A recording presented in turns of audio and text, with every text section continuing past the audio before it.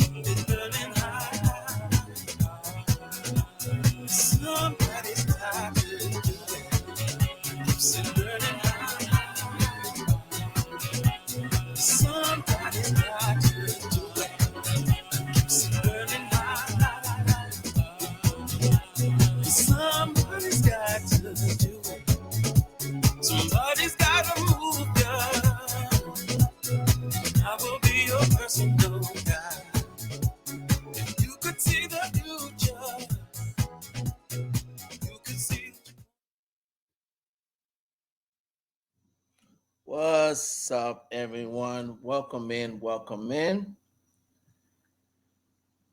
Glad everybody is here.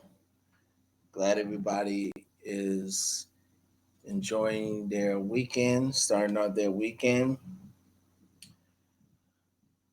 Today is going to be the first of a series that I'm going to call Transition, Reveal, and Mini Mix series. This is going to be volume 1. And today's topic is going to be exploring my DJ mixing style and approach. So, in other words, I'm going to give you guys a deep dive on how I do my DJ mixing and how do I approach um, creating DJ sets, whether it's playing on the gig or playing on my monthly show on Twitch or being involved in the various raid trains that I'm so honored to be involved in. For those who don't know me, I happen to be Househeadspeakz. I am a underground DJ. I've been DJing since 2017.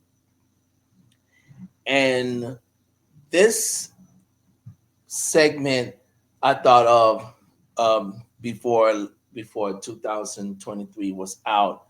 I wanted to do something that not only gives awareness to what I do as a DJ, but hope what I bring will assist new and upcoming DJs on their journey, because I feel as though that everyone needs a helping hand. And if DJs like myself and others can give that helping hand, it will only help the DJ community to prosper and grow as as a powerhouse. And this can go with any genre of music that you involve in, that you DJ in. I happen to be an underground DJ, so I mainly play house, techno, tech house, techno, and other forms of underground dance music. So what I'm gonna do is I'm going to go ahead and start off with my first take. Now, not only I'm going to be discussing it, I'm also going to be giving demonstrations using, my baby, which is the DDJ 800 controller. So I will be probably going through different tracks and show you how I make transitions. And when you're doing a transition, everybody has different style. Everyone has a different technique. I just want to show you mine. So if you are a new upcoming DJ and you focusing on the fundamentals, now I hope this tool will give you the um, the necessary components to take your DJ skills to the next level. So, without further ado, let's get started. Forgot on my welcome and introduction, I also want to inform you that before the conclusion of any of the series, I'll be playing a 4-track mini mix just to give you an idea of how I form my transitions. So, without further ado, let's get to the first second, setting the stage. Now, when it comes to DJing, one of the foundations of DJ is what? Music, track selection. So, how do I go by selecting a track to start my DJ set? Well, let's let's do this. We're going to go ahead and move over to the handy dandy DJ 800. Now, how I do how I start a set. I first find out where I'm going to play, and that's whether I'm playing outside in a gig, or I'm involved in a raid trade on Twitch, or I'm playing my monthly show. And I usually on my monthly shows, I always select tracks that I purchase, already, because I just want to play the new stuff and get that out of the way, and then I can combine the new stuff with the old stuff. Now, when it comes to involving myself in raid trains or outside the gig, I usually listen to other DJs that play before me, and then I figure out what genre they're playing, and then I just play the genre that hasn't been played. Like, say for instance, if I'm the third DJ and the beginning DJ played a soulful, and then the next DJ probably played a jackin or a funky disco, I might want to play Afro, Latin, just because I figure since my position is like mid in the middle of the room, I want to make sure that I keep the tempo high.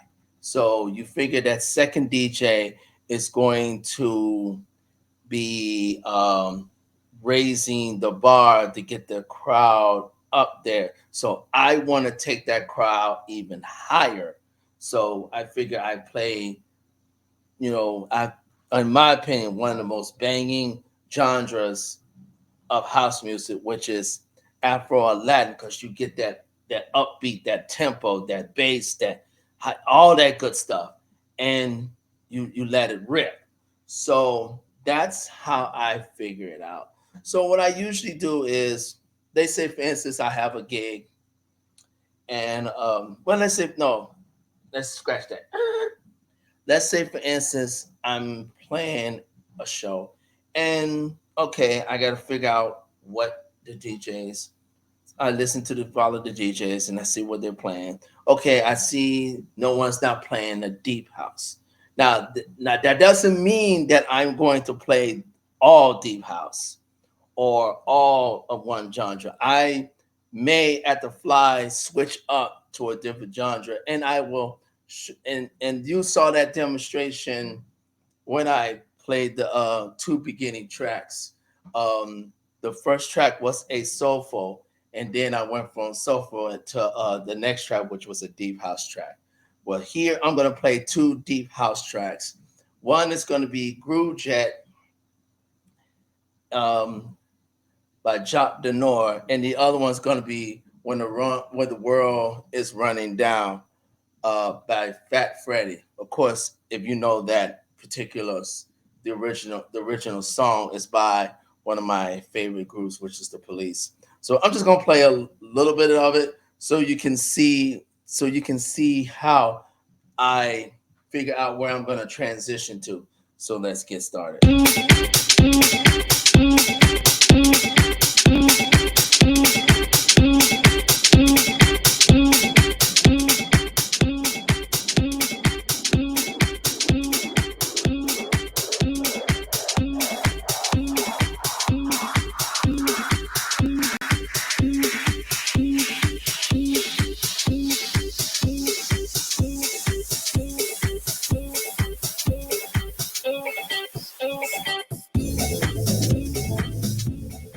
Now we always pass that first break, so we all with the melodies. Now there's another break coming. So when that break comes, I'm gonna jump on to the next track. Watch out.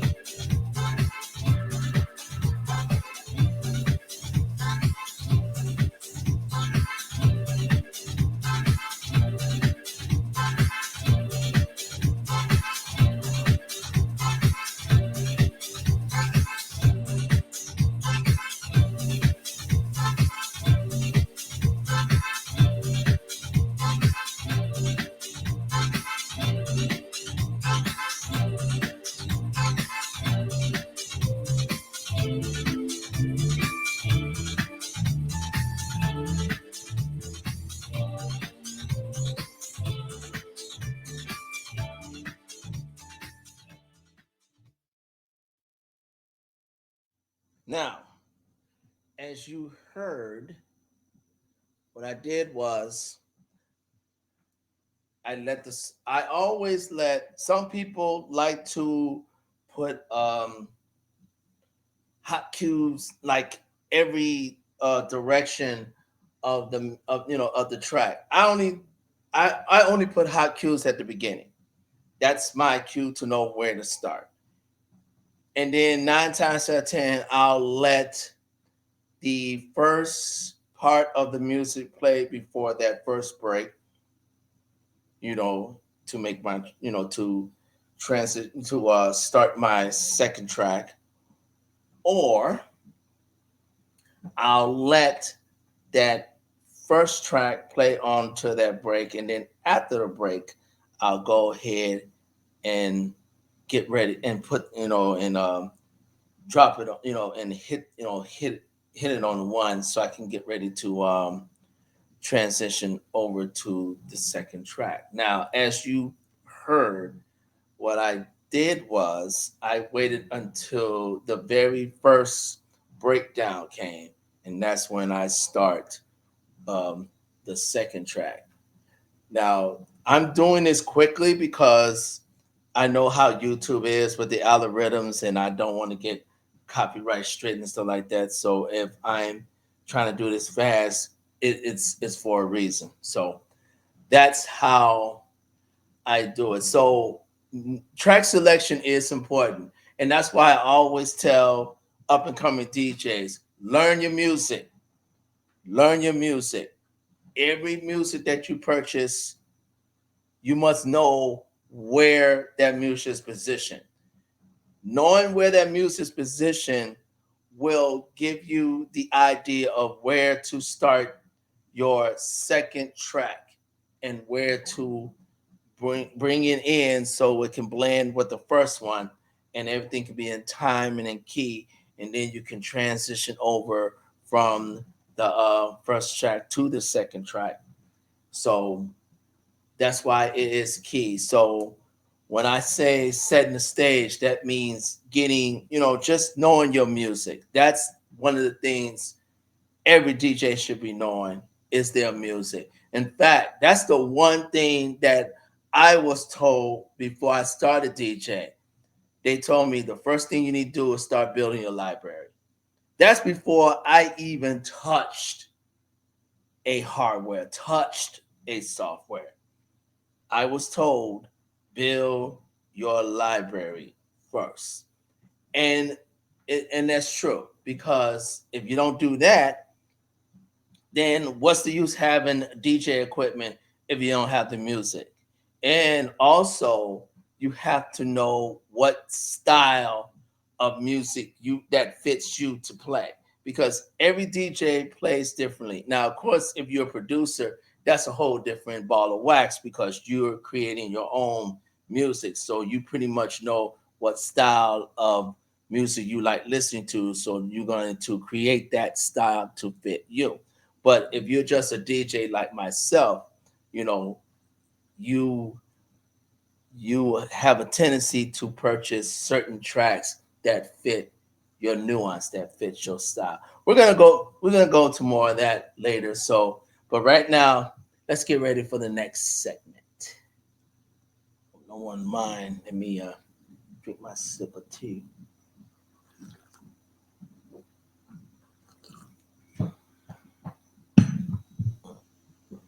Pardon me on that. Okay. Transition techniques. Okay. Developing your own signature style. Now, like I said before, every DJ, no matter what genre of music they play, they have their own style when it comes to transitioning their music.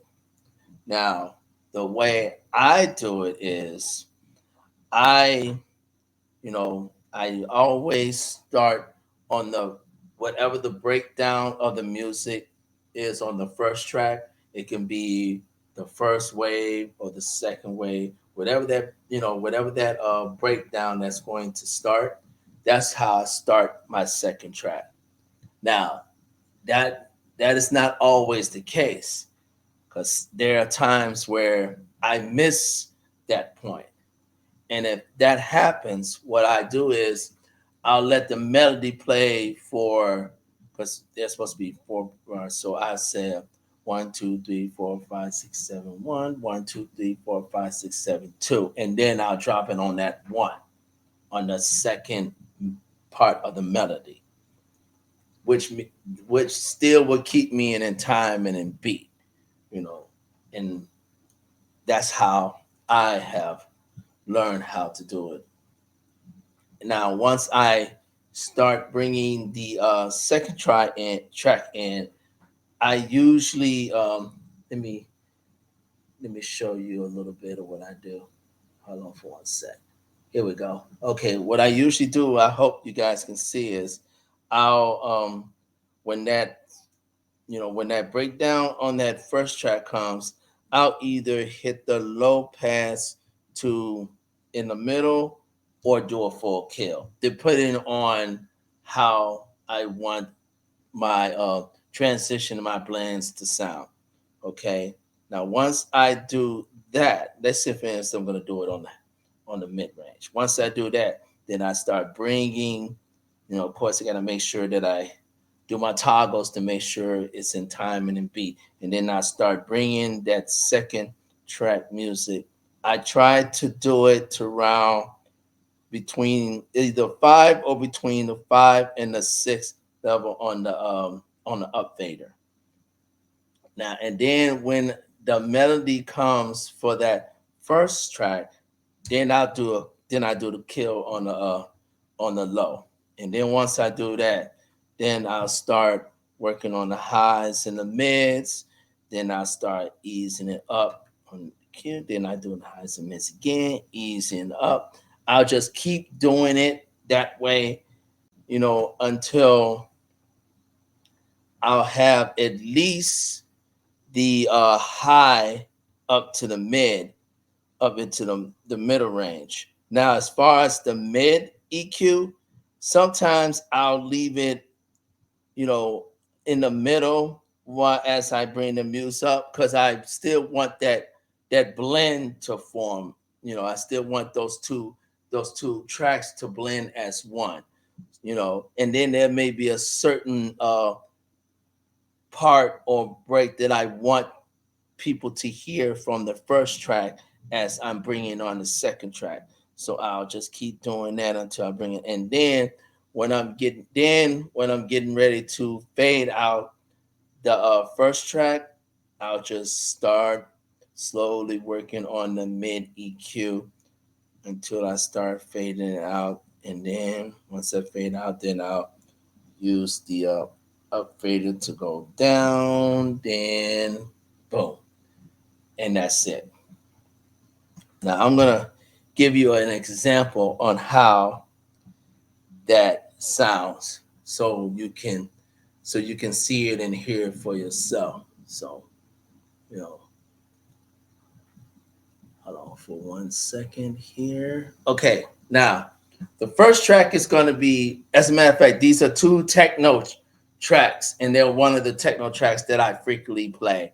And I'll play what I usually do. I'll play all new techno tracks that I have purchased or whatever, and then I'll either end with these two tracks or getting ready to end with these two tracks.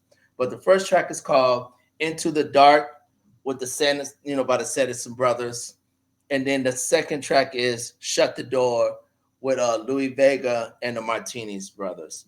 These are like one of my favorite techno tracks to play. So I'm gonna turn my volume down so you can listen to how the transitions is formed, so you can all listen and also see how I work my magic. Okay, let's go.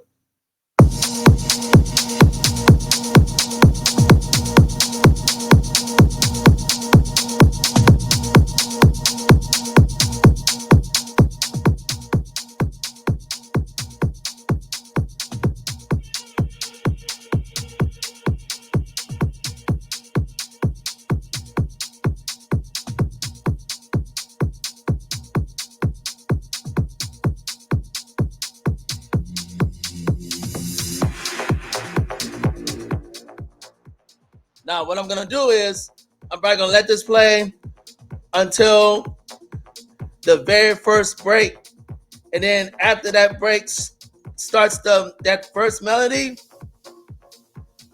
then I'm gonna start with the second track, "Shut the Door," and then you'll see how I do my transitions.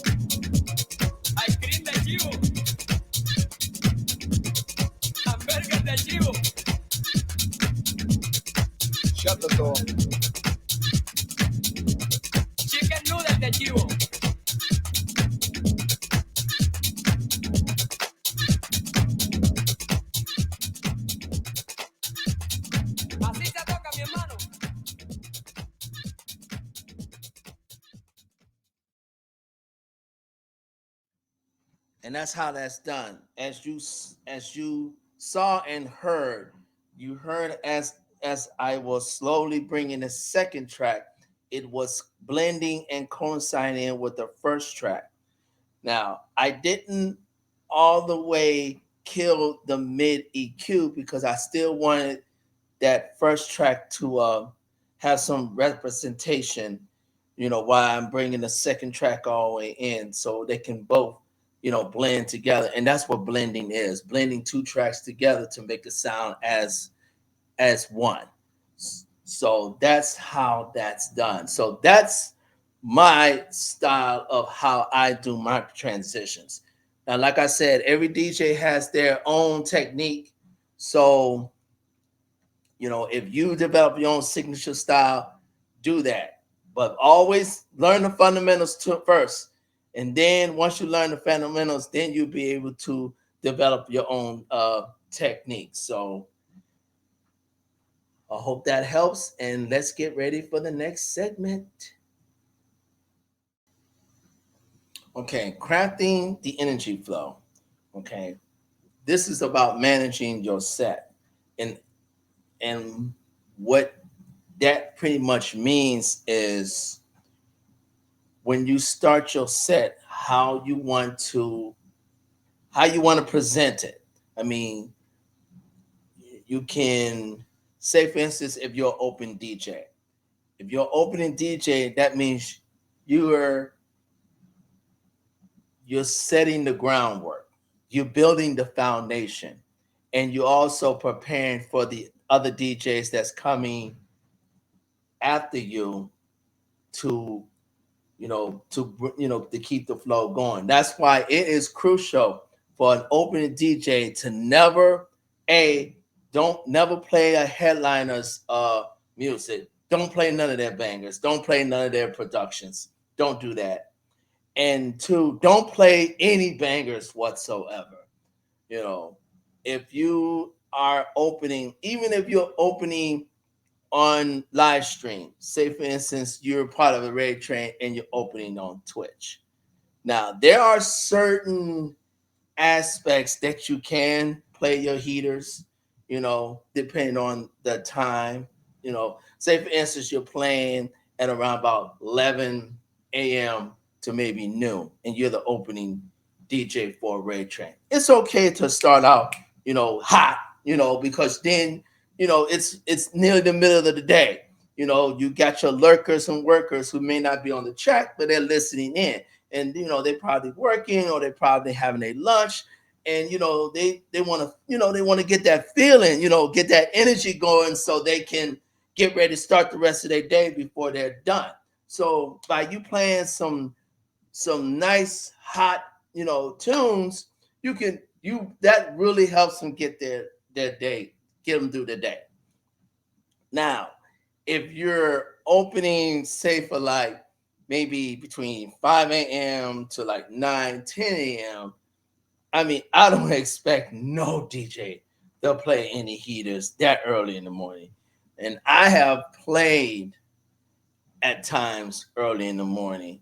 And as a matter of fact, one, well, the one particular Ray Charles involvement, it works perfectly because it was about it was soul house and disco. So two genres where you can start, slow, maybe 117, 118 BPM, and then just gradually build up. I mean, that's those two to me is the perfect genres of music to use to build.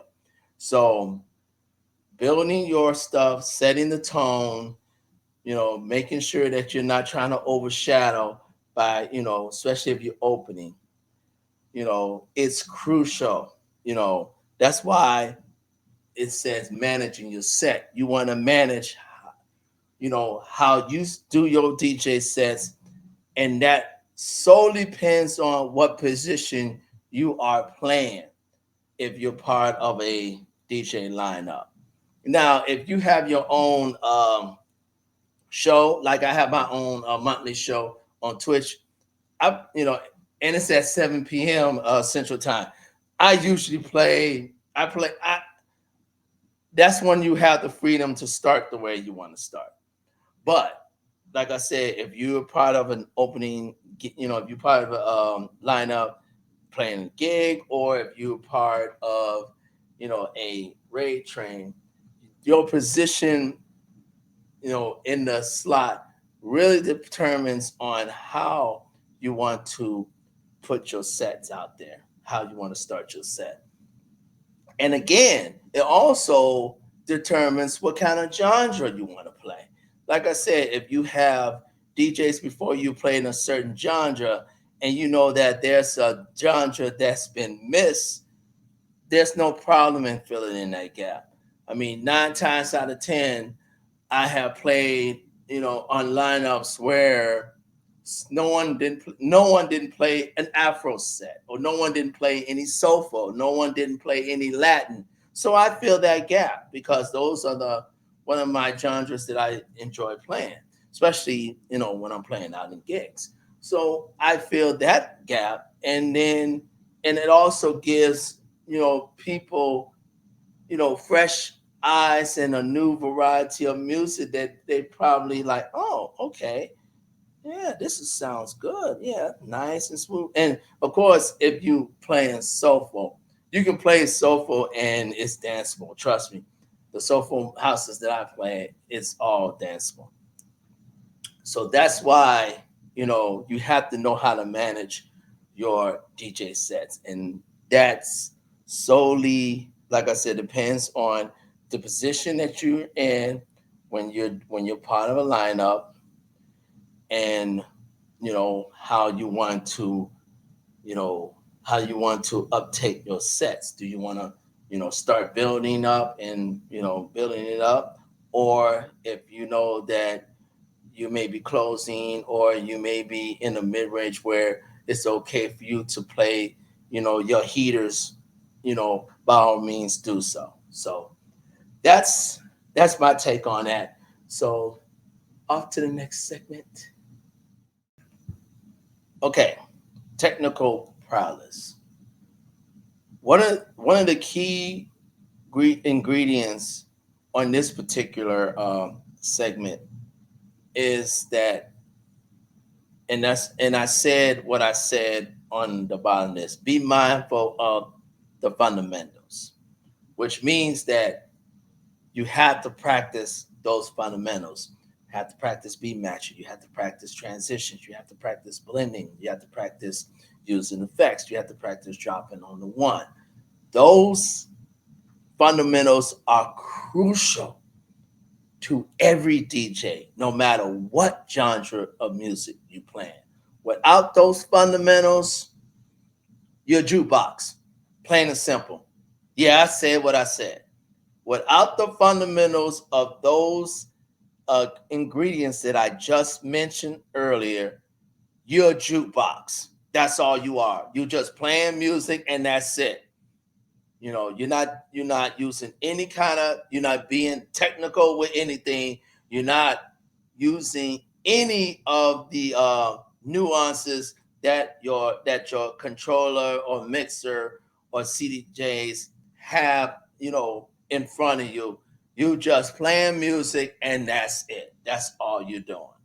So always be mindful of the fundamentals. That's why when I listen to DJs, and I listen to a lot of them, and I've been doing that forever, I can tell firsthand when a DJ is passionate about the craft versus a DJ wants to show the hell off. Pardon my French, YouTube, but that's I feel strongly on that because when I started, that was branded in my brain. Know your fundamentals. I had DJs who was telling me and showing me as I was going to my journey. Will go to their houses. They will have the full DJ equipment, and anytime I mess up, I have to do it again. If the beat match didn't match, what do it again. If I train wreck, do it again. If the two tracks didn't coincide with each other, do it again. If I didn't place the second track properly, do it again. And I had to practice that and practice that and practice that. I had to practice my fundamentals till I was blue in the face. But that's how passionate I am as a DJ. That's how passionate the DJs that was telling me these things, that's how passionate they were at this craft. And that's why I'm bringing this to you guys who are and gals who are learning how to DJ. You have to be passionate about this. I don't care if you're doing this as a hobby. I don't care if you're doing this as a full career. I don't care if this is a side gig. You got to be serious about it. You got to be passionate about it. You got to really want to do this. If you really don't want to do this, don't spend the money. Just don't spend the money. And, I'm going to make sure I don't go off in a tangent because that's not my purpose here. But all in all, make sure you know your fundamentals and practice, practice, practice them because that's the only way you're going to be able to personally be able to develop your mixing style. You're not going to be able to do that without knowing the fundamentals. You know, that's just like playing basketball. You're not going to know how to dunk or shoot that perfect three-pointer unless you know the fundamentals of playing basketball. That's like that, and that goes with any sport that's out there, any game that you play, even if you're a gamer. I'm sure gamers will tell you the same thing. You got to know the fundamentals of a certain game in order for you to develop a signature style so you can go through the different nuances you have to go through with that particular game. That same mindset should be when you learn how to DJ, and especially when it comes to you know being technical. Technical means you got to know the fundamentals, and trust me, if you don't know how to beat match by now, just don't DJ. I'm sorry, just don't do it because that's the number one thing you have to know above anything else. Forget the effects, forget the blending, forget the scratching, forget the doing the up faders or doing tricks and all that other stuff. That doesn't mean anything unless you know how to beat match. And that's what, like I said, any genre of music that you're trying to play. So I hope that was wasn't too much of a rant, and I want to make that point across. So I hope you guys get that. And let's go to the next segment. Okay, reacting in the moment.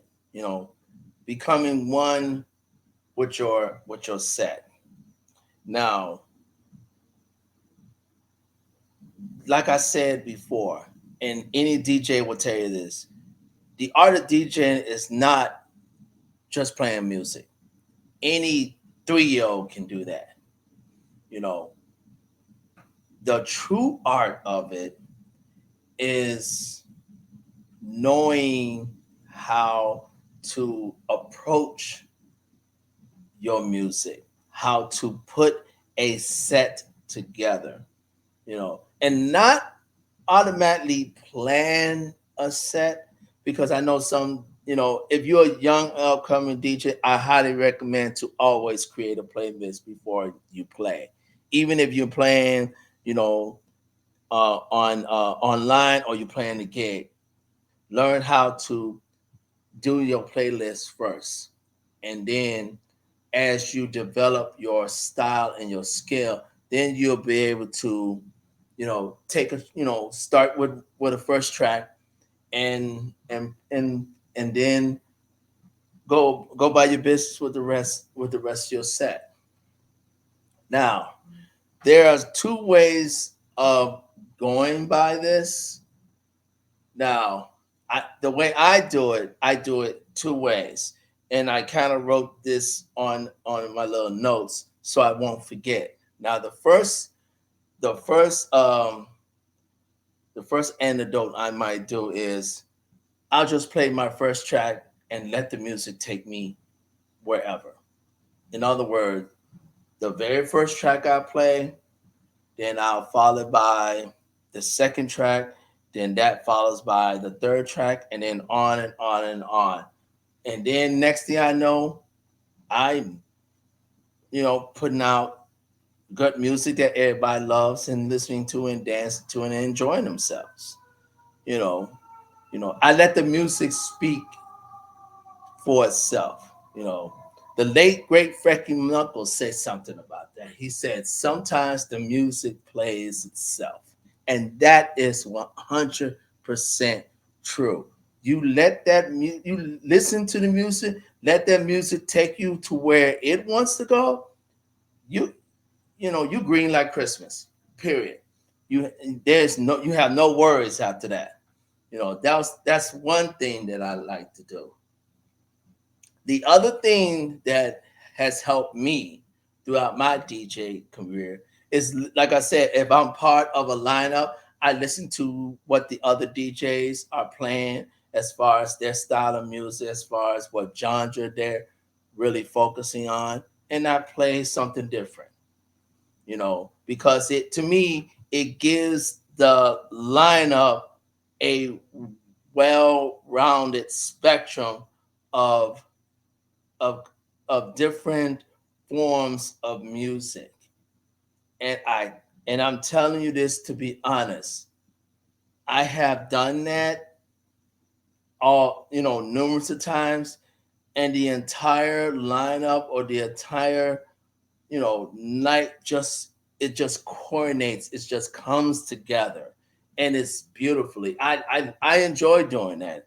I enjoy playing something that's totally off the cuff, or play a genre that no one hasn't touched, or a genre that no one hasn't touched in a long time. Because one thing about genres of music, and especially house music, you can go back as far as in the 70s and play a track that no one hasn't heard since that time, and you will get the most amazing reaction from that. And that's what you want. You always want a reaction from whoever's listening to your set. You know, you don't want a bad reaction. You do want a good reaction, but you do want a reaction. You know, that's important. So yeah, that's why when I said become one with your DJ set, like I said, just sometimes you just let that music take you to where it wants to go. So I hope that was a little tidbit. And next segment, please. Audience interaction. Reading the crowd, whether you're when you're playing online or when you're playing outside, via a gig. You need to learn how to read your crowd, because if you're going in a certain direction and that crowd's not feeling it, you better change. Especially if you're playing outside in the gig. If you're playing, like I said, if you go in a certain direction and that crowd's not feeling it, you better change double time, because if you don't and you lose that crowd, you're not going to get them back.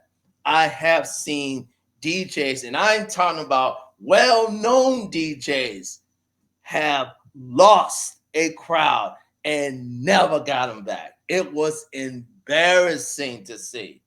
I mean, it was like, oh my goodness. Did you? And it's like you didn't realize what you was playing. The crowd wasn't feeling. You didn't realize that.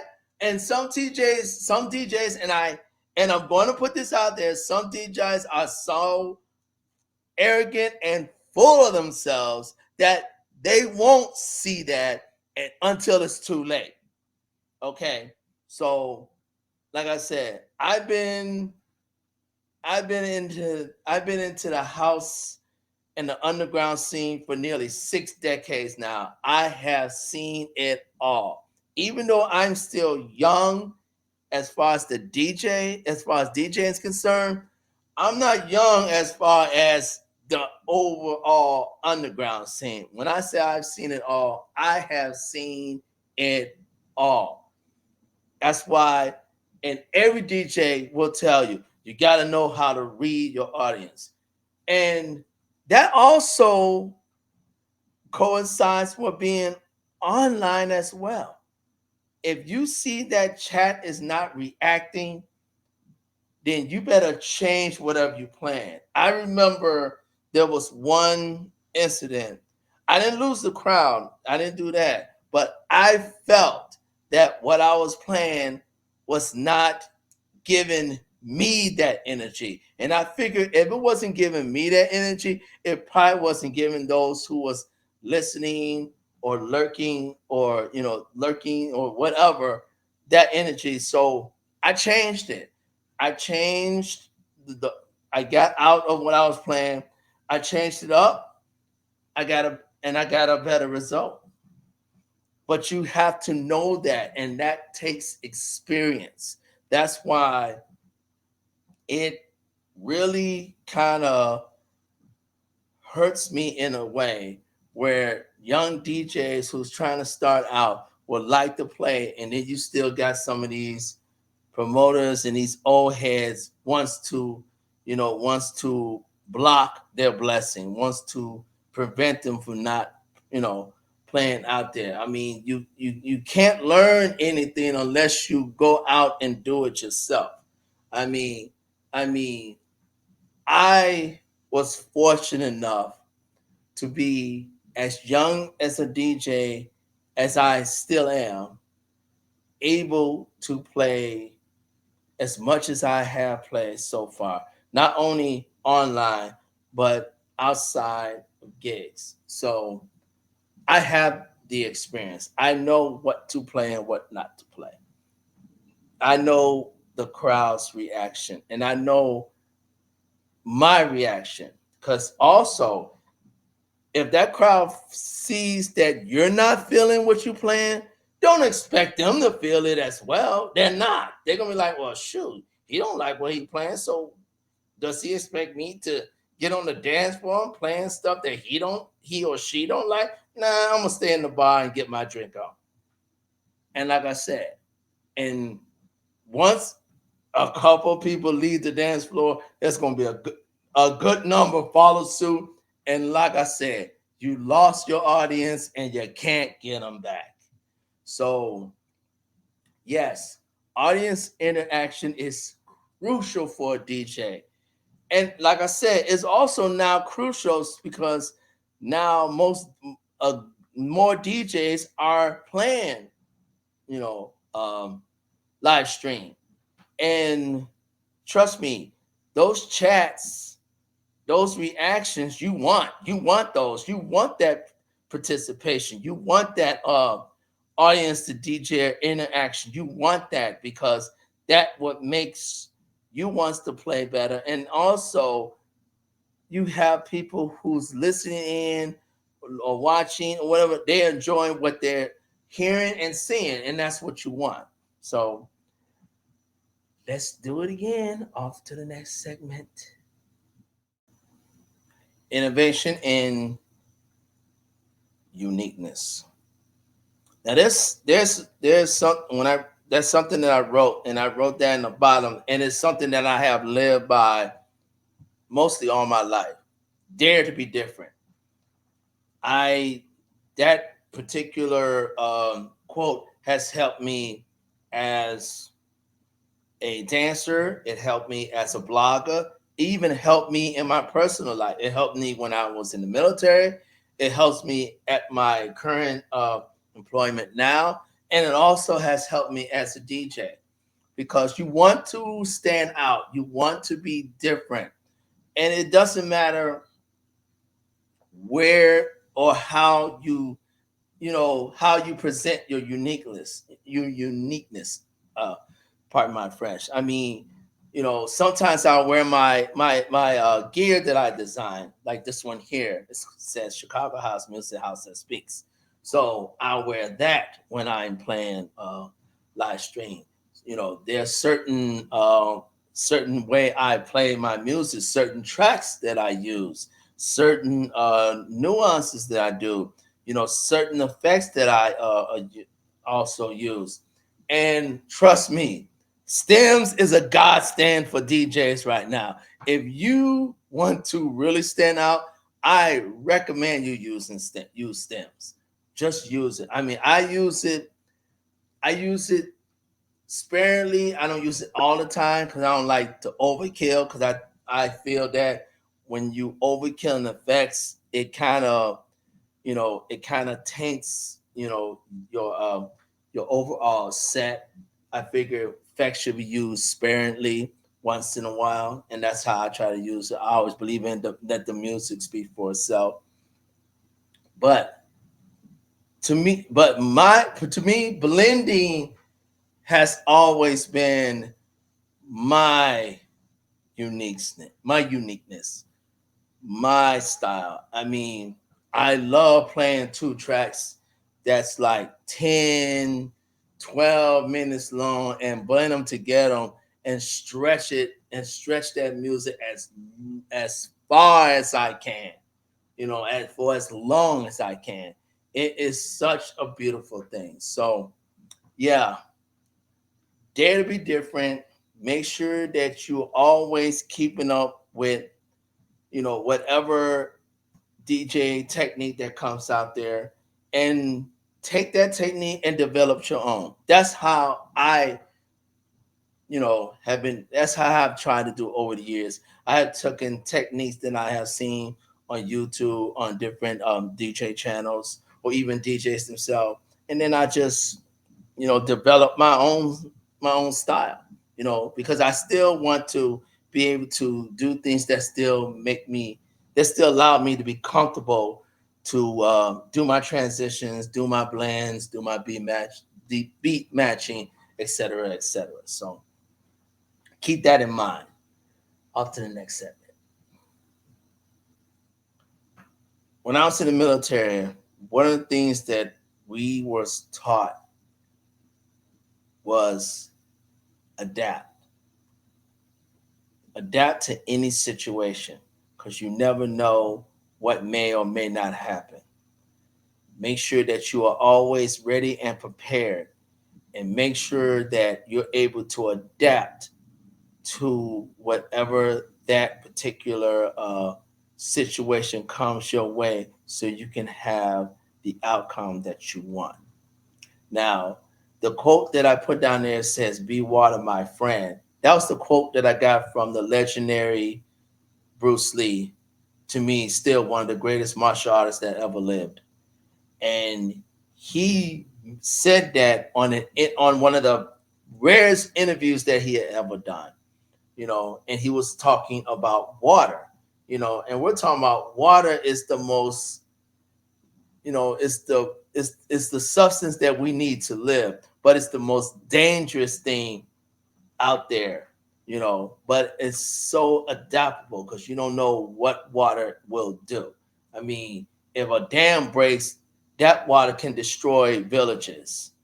But if you're thirsty, or you're dehydrated, you need that water to quench that thirst, and and to dehydrate, and to hydrate yourself.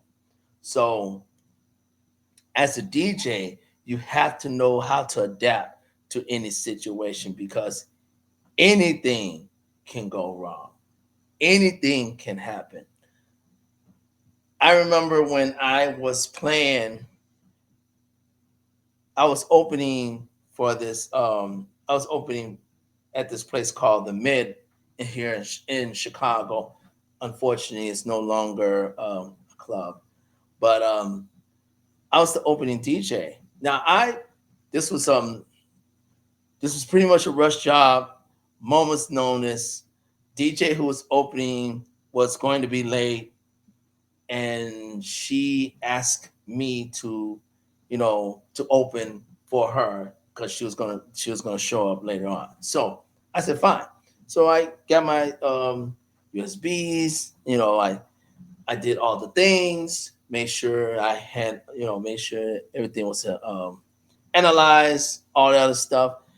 You know, pack up my bag and stuff like that. And this was, I'll never forget. It was January and it was snowing that day. And I took public transportation from where I live to, close to downtown Chicago.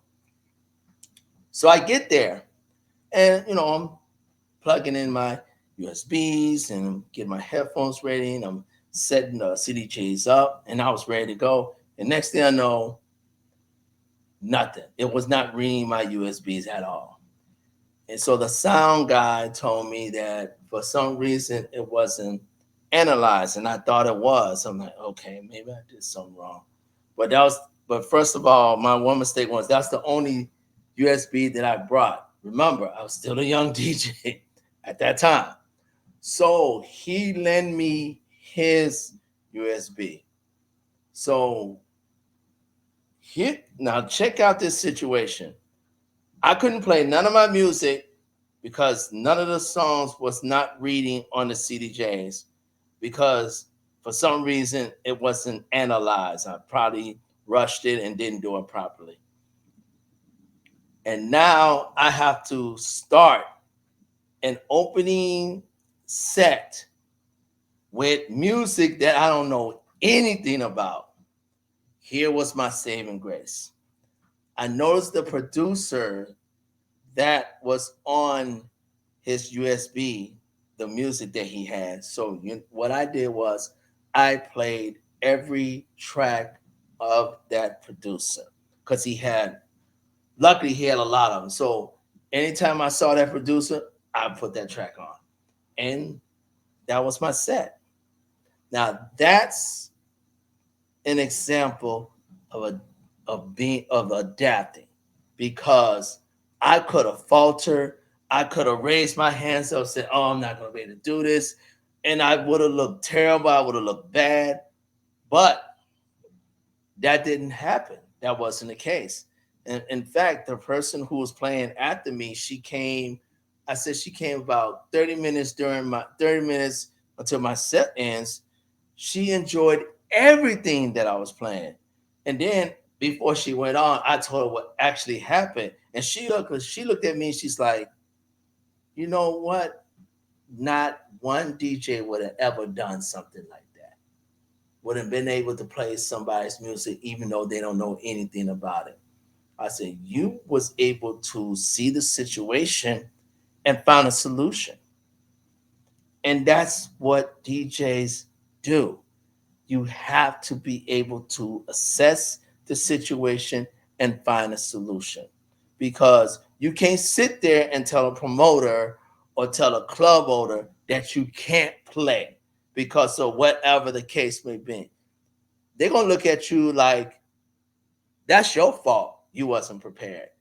That's your fault you didn't bring more USB drives.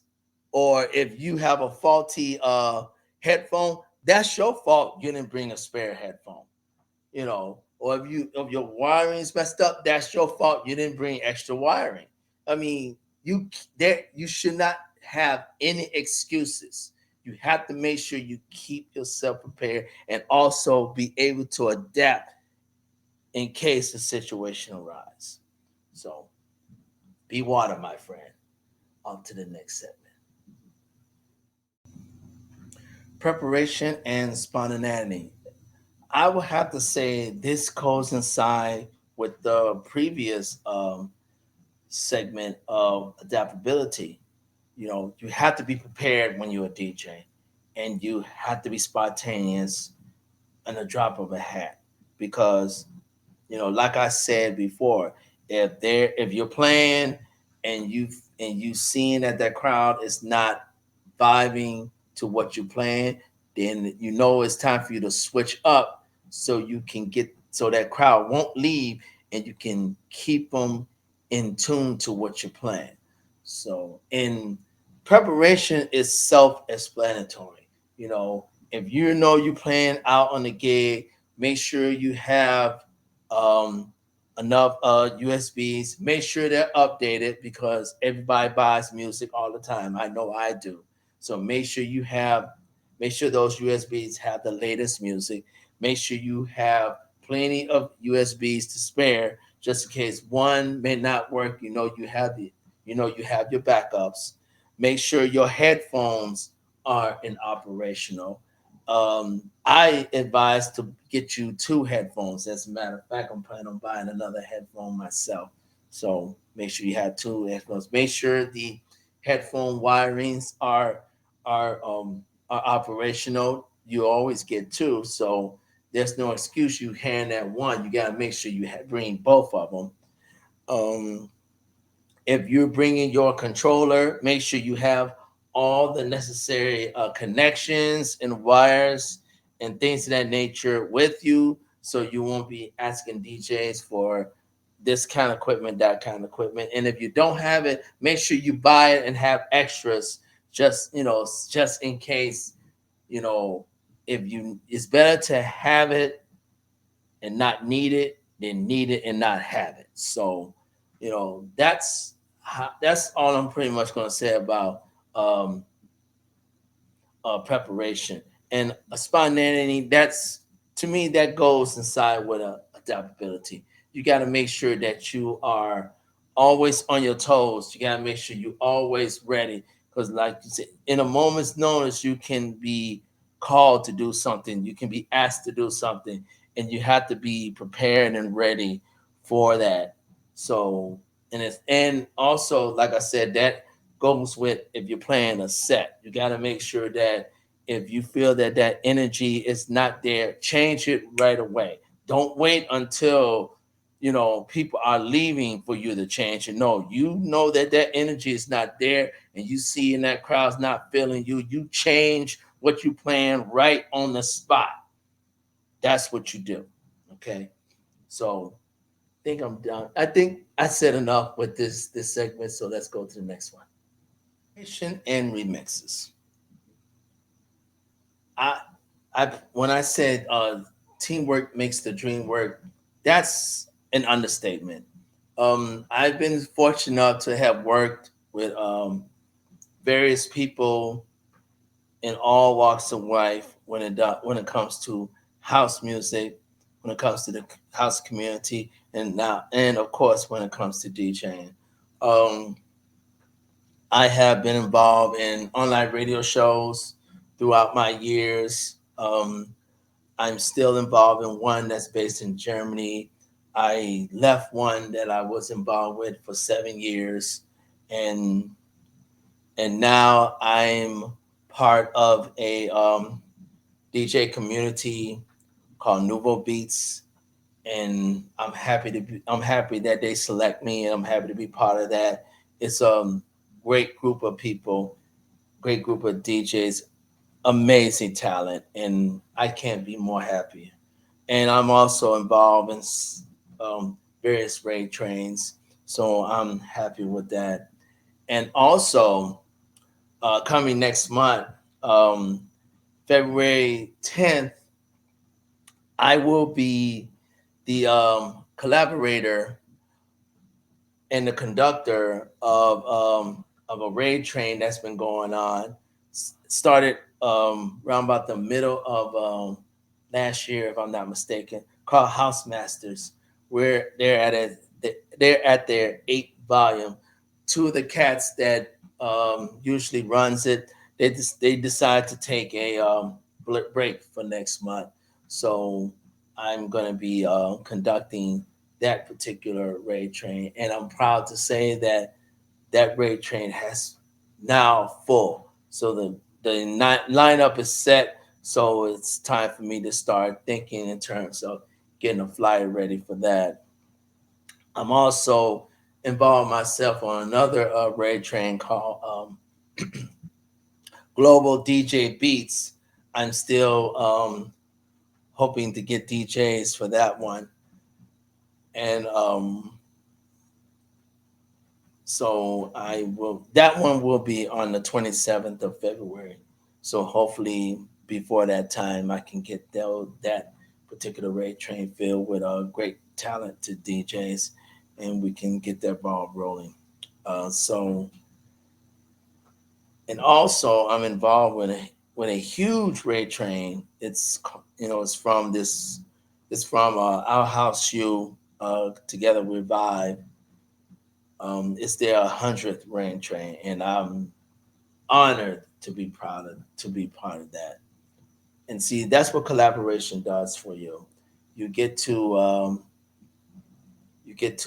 get meeting other minds with great talented DJs, and and even though in the Twitch verse, the DJ community is still small. It's never going to be as big as the gamer community there. They pretty much got that on lock, and rightfully so. They've been there first before anybody else had popped up. But the DJ community is a very tight community in Twitch, and I'm glad to be able to collaborate with such friendly, such awesome, such passionate, and such talented DJs and producers as well. So I'm glad about that. So collaboration, it's awesome when you can collaborate, when you can get with great people who has the same focus and vision that you have. We're I got into DJing because it's fun. I got into DJing because it makes me happy. I got into DJing because I love playing music, and I love making people happy and smile, by the music I play. And I always want that. And I'm glad to be around to have surround myself with others who feel that same way. So, you know, shout out to all the DJs who's in Twitch and all the DJs all over the world. I appreciate your love and support, and I appreciate you. So that's pretty much so for the last before we close this out, I am going to play a four set mini mix. It's not going to be long because I don't want YouTube to mess with this, because I figured this is a teachable, and this is a great wealth of information for young and upcoming DJs to have. So bear with me as I get ready for the mini mix. Like I said, it's only going to be a 4-track set, so it's not going to be too long. It's just going to be 4 tracks. So bear with me, and I'll be right with you.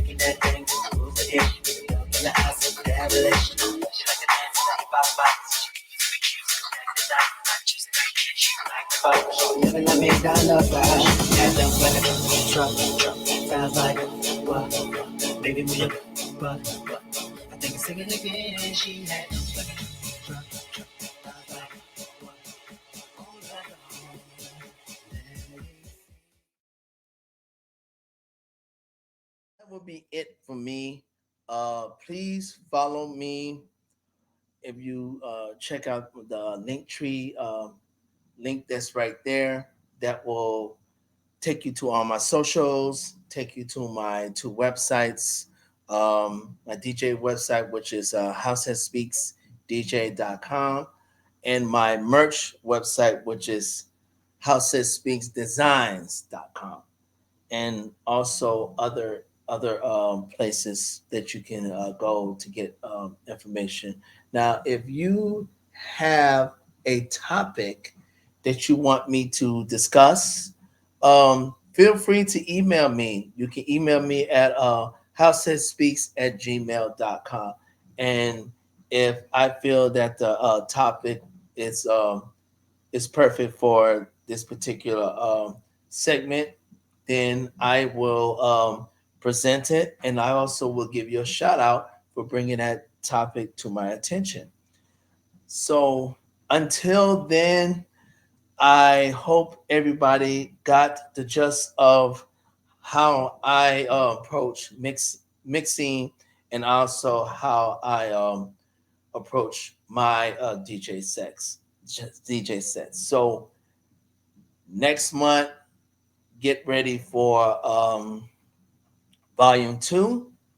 And until then, you guys enjoy your weekend. Peace and love.